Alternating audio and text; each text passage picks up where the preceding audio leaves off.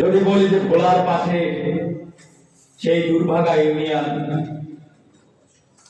দুর্গাপাশা, আসলে যখন দুর্গাপাশার নাম মনে আসে তখন আমার ব্যক্তিগতভাবে কষ্ট হয়, কারণ আমি অনেকবার দুর্গাপাশায় গেছি, কতটা পথ পাড়ি দিয়ে দুর্গাপাশা যেতে হয়।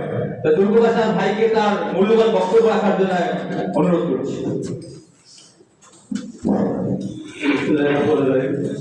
আমি দুর্গাবাসী এলাকার সভাপতি। আপনারা অবগত থাকবেন যে ঢাকা থেকে বরিশালে আসতে লাগে 3 ঘন্টা সময়, আর বরিশাল থেকে আমরা দুর্গাবাসী এলাকা যেতে লাগে 3 ঘন্টা সময়। তাও অনেক সময় যখন রাত হয়ে যায় সেটা পাওয়া যায় না, বিভিন্ন ঝামেলা, রাস্তাঘাট ভালো না।